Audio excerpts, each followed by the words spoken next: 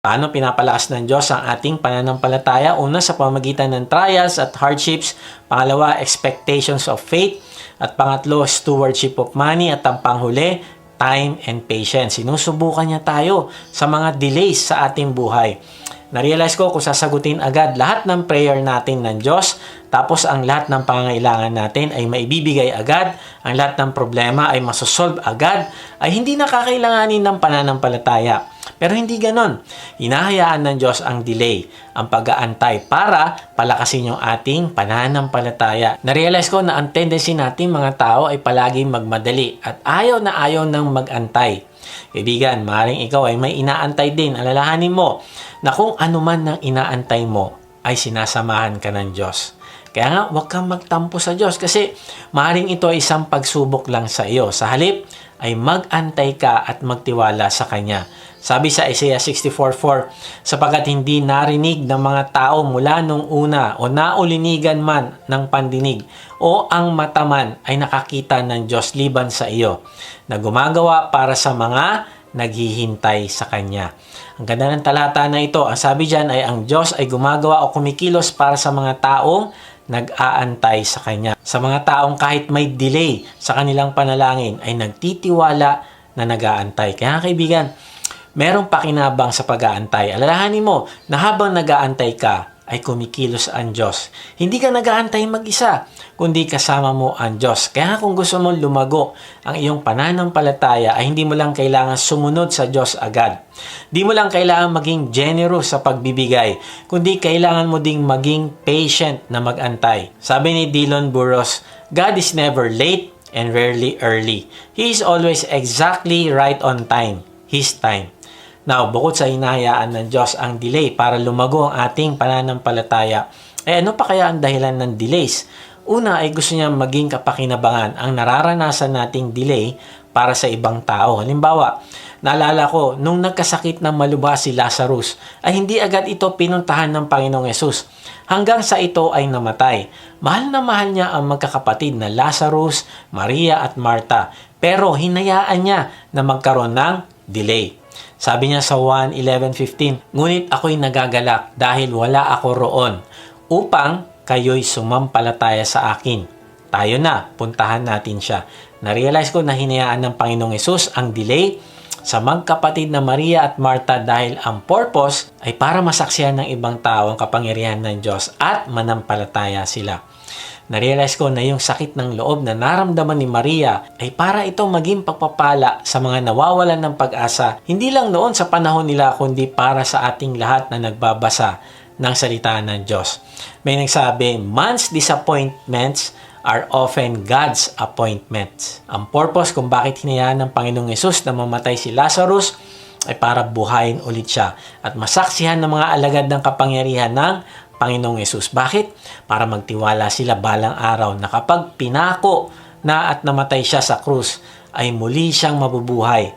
Kailangan nila manampalataya na ang Panginoong Yesus ang source ng buhay at kaya nitong buhayin kahit ang kanyang sarili. Diba sabi niya sa John 2:19, sumagot si Jesus, gibain ninyo ang templong ito at sa loob ng 3 araw ay muli ko itong itatayo. Ang pinapatungkulan niya dito ay ang kanyang resurrection. Matapos ang 3 araw, na mamatay siya. Now, pansinin natin na hindi sinabi ng Panginoong Yesus na nalulungkot ako kasi wala ako roon kila Lazarus o kaya napaaga sana yung aking pagbabalik. Hindi, ang sabi niya, nagagalak siya. Grabe, alam niya na namatay si Lazarus. Alam niya na nagdadalamhati si Maria at Martha. Pero sabi niya, nagagalak siya. Kasi hindi siya nagagalak sa pagkamatay ni Lazarus. In fact, malungkot na malungkot siya at umiyak siya. Kung hindi nagagalak siya dahil mabubuhay ulit si Lazarus at nagagalak siya para sa kanyang mga alagad na makakasaksi ng himala sa pagbuhay niya sa patay dahil ito naman ang magpapalakas ng kanilang pananampalataya. So una, hinahayaan ng Diyos ang delay sa iyo minsan para sa kapakinabangan ng ibang tao. At pangalawa, para sa pagtuturo ng tamang doktrina. Sabi sa John 11:12, "Subalit nalalaman kong kahit ngayon ipagkakaloob sa inyo ng Diyos ang anumang hingin ninyo sa Kanya. Muling mabubuhay ang iyong kapatid," sabi ni Jesus. Sumagot si Marta, "Nalalaman ko pong siya'y mabubuhay muli sa huling araw." Sinabi sa kanya ni Jesus, "Ako nagbibigay buhay at muling pagkabuhay. Ang sino mang sumasampalataya sa akin kahit mamatay ay muling mabubuhay. At sino mang nabubuhay at sumasampalataya sa akin ay hindi mamamatay kailanman." Naniniwala ka ba sa sinabi ko? Sumagot siya, "Opo, Panginoon, sumasampalataya po ako sa inyo at naniniwalang kayo nga ang Kristo, ang anak ng Diyos na paparito sa daigdig." Gustong ituro ng Panginoong Hesus kay Marta at Maria na siya ay hindi lamang ang pagkabuhay na muli sa huling araw, kung hindi siya din ang pinagmumulan ng buhay sa kasalukuyan. Sabi ni Marta ay nalalaman niyang mabubuhay muli si Lazarus sa huling araw, pero hindi niya na-realize na ngayon pa lang ay pwede ng buhay ng Panginoong Hesus si Lazarus. Gusto ng Panginoong Hesus na itama ang kanilang doktrina patungkol sa kung sino ang Panginoong Hesus. Kaibigan, nakakalungkot kasi madali lang sa atin na magalak sa future kasi darating ang araw na babalik ang Panginoong Hesus. Magkakaroon ng new heaven at new earth. Maghahari tayo kasama niya. Masaya tayo at naniniwala tayo na darating siya sa future. Pero kapag nagka-problema naman tayo dito sa present, sa kasalukuyan, ay nagkakaroon tayo ng panic attack o anxiety. Hindi natin nare-realize na hindi lang sa future kayang kumilos ng Panginoong Hesus, o hindi kahit ngayon pa lang ay mapagkakatiwalaan na natin siya, na tutulungan niya tayo. Tandaan mo ito, kaibigan, kung mapagkakatiwalaan natin siya sa ating future salvation, ay mapagkakatiwalaan din natin siya sa ating present. Kung i-resurrect niya ang lahat ng patay na katawan balang araw, imagine mo kung gaano karami ito. Sisiw lang sa kanya na buhayin si Lazarus. Basic lang ito sa kanya. Kaya nga bagamat malaki ang iyong problema, ay sa paningin ng Diyos ay maliit lang yan.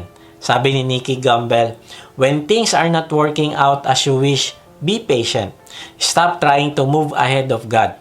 His timing is perfect. Trust Him." Pangatlo, hindi lang hinahayaan ng Diyos ang delay para itama ang ating doktrina, o hindi para din makita natin ang Kanyang glory.